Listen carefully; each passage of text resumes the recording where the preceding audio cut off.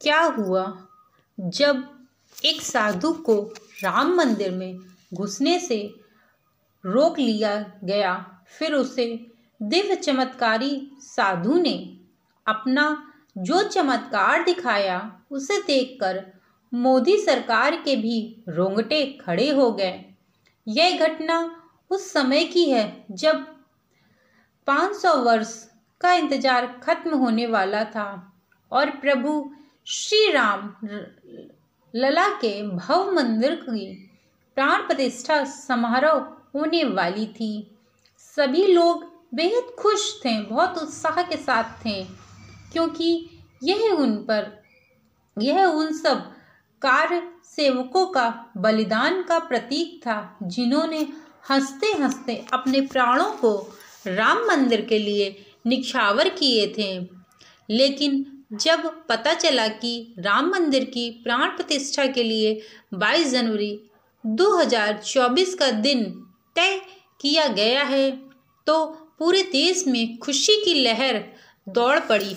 लेकिन सभी लोगों से जब यह आग्रह किया गया कि कोई भी व्यक्ति 22 जनवरी के दिन अयोध्या न आए, क्योंकि उस दिन केवल देश की बड़ी बड़ी हस्तियों को ही प्राण प्रतिष्ठा में सम्मिलित होने का न्योता दिया गया था।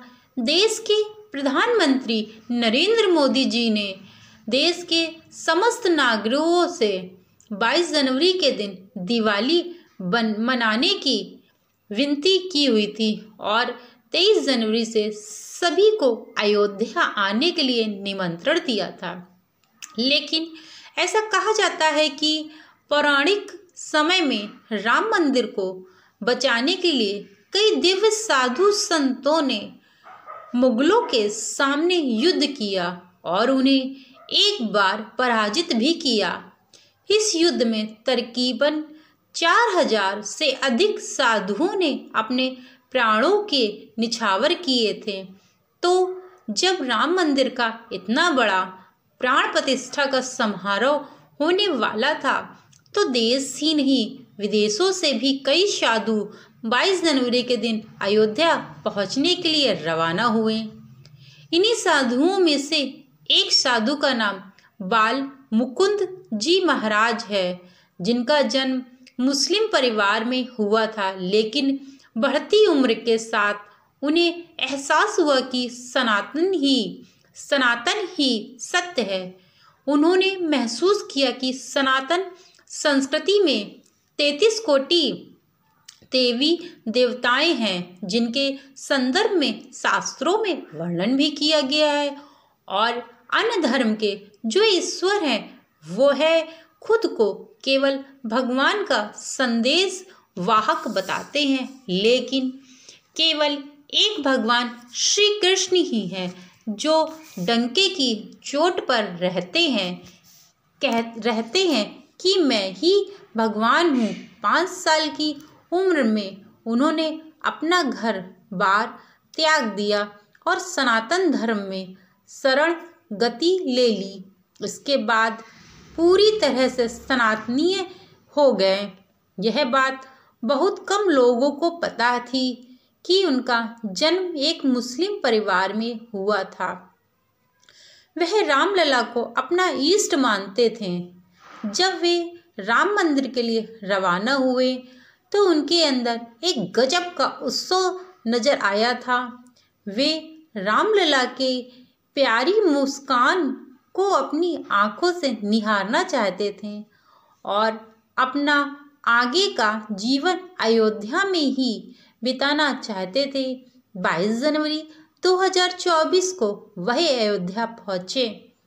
वे रामलला के दर्शन करना चाहते थे, लेकिन उस दिन किसी भी आम श्रद्धालुओं के लिए दर्शन खुले नहीं थे। इसीलिए उन्होंने एक दिन का इंतजार किया और 23 जनवरी को वे प्रातःकाल ही जाकर लाइन में लग गए। लेकिन जब वे एंट्री गेट पर पहुँचे तब वहाँ पर सुरक्षा कर्मियों ने उनके एक हाथ पर उर्दू भाषा में कुछ लिखा हुआ देखा। जो बचपन के समय उनके माता पिता ने उनके हाथ पर बनवाया था।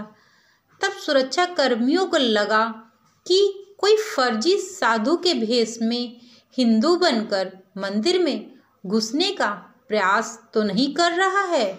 उन्हें वे साधु महाराज कुछ गलत लग रहे थे और मंदिर की सुरक्षा को ध्यान में रखते हुए उन साधु महाराज को राम मंदिर में जाने से रोक दिया और पुलिस पूछताछ करने के इरादे से उन्हें पुलिस स्टेशन लेकर चली गई।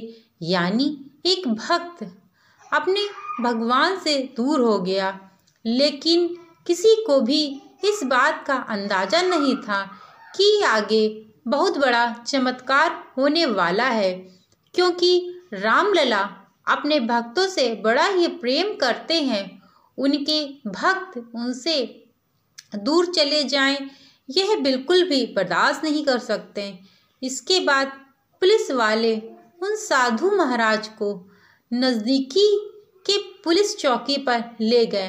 वहाँ पर उन्हें घंटों तक बिठाया और उनके साथ बड़ा ही गलत बर्ताव किया, क्योंकि सभी को लग रहा था कि यह कोई फर्जी बाबा है। लेकिन बाल मुकुंद जी का कहना था कि उनका जन्म भले ही मुस्लिम घर में हुआ हो, लेकिन वह एक सनातनीय है, अपना सनातनीय अपना चुके हैं और पूरा जीवन वह अपने सनातनीय में ही बिताया है। उनके रोम रोम में राम बसे हैं। तब सच का पता लगाने के लिए वहाँ पर एक दिग्गज पंडित को बुलाया गया, जिन्हें शास्त्रों का खूब ज्ञान था।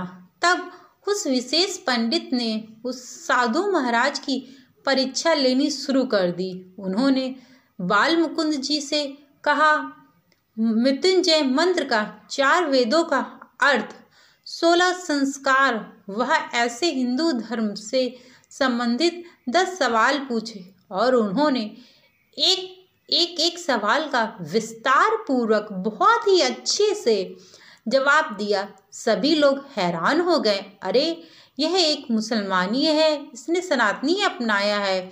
और सभी को विश्वास हो गया कि इन साधु महाराज का जन्म भले ही मुस्लिम घर में हुआ हो, लेकिन अब यह पूरी तरह से सनातनी हो चुके हैं और एक दिव्य चमत्कारी सनातनीय साधु महाराज बन चुके हैं। सभी ने उन्हें उनके चरण स्पर्श किए और सम्मानपूर्वक पुनः उन्हें अयोध्या राम मंदिर के दर्शन के लिए छोड़ दिया गया।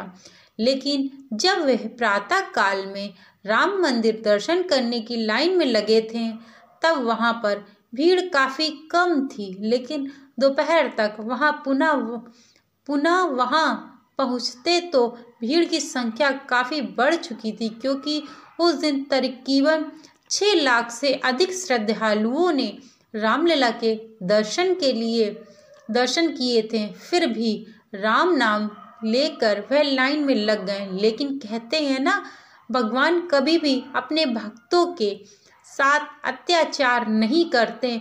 और देखते ही देखते वो लाइन कैसे आगे बढ़ती चली गई, यह तो उन्हें भी नहीं पता चला और रामलला के दर्शन उन्होंने किए।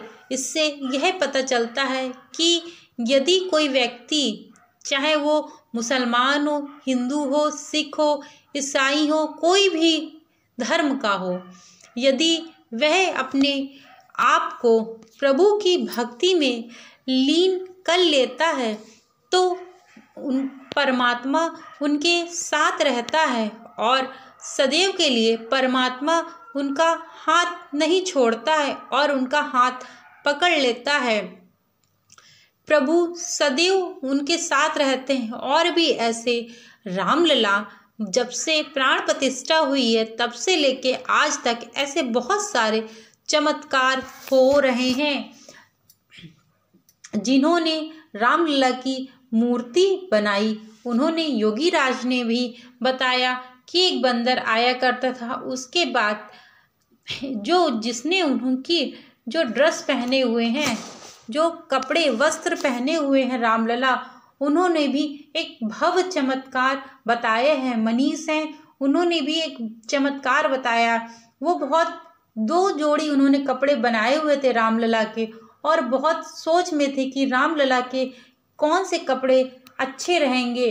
फिर उन्होंने प्रातःकाल उठे, सोने के लिए रात में चले गए, परंतु जब वह प्रातःकाल उठे तो उन्होंने एक चमत्कार देखा। यह देखा कि जो वस्त्र रामलला को मनीष जी पहनाना चाहते थे और वह वस्त्र बनाना चाहते थे, उनकी जो यूनिफॉर्म जो ड्रेस थी उसको, तो उसके बाद उन्होंने सुबह उठ के देखा कि प्रभु के चरणों में अपने आप ही वह वस्त्र वहाँ रखे हुए थे।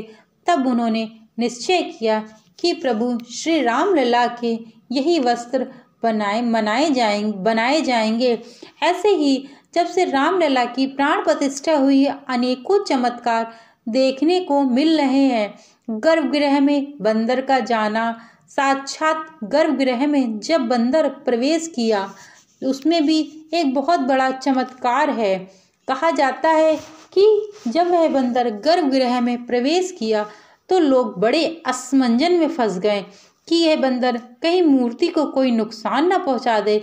यहाँ तक कि आप खुद सोचिए, जो एक बंदर है वह फूल लिए हुआ था और प्रभु श्री राम के चरणों में वह अर्पित करता है, और अर्पित करके चुपचाप वहाँ से पूर्व दिशा की ओर जो दरवाज़ा बना हुआ है उस साइड पे चला जाता है, और वहीं आगे जाके हनुमानगढ़ी मंदिर भी बना हुआ है। तो सब लोग कहते हैं कि साक्षात हनुमान जी प्रभु राम के दर्शन करने के लिए आए हुए थे। यदि अब मेरे द्वारा आप लोगों को यह जानकारी अच्छी लगी हो तो चैनल को लाइक, शेयर एंड सब्सक्राइब करना मत भूलिएगा। Thank you so much video को वॉच करने के लिए।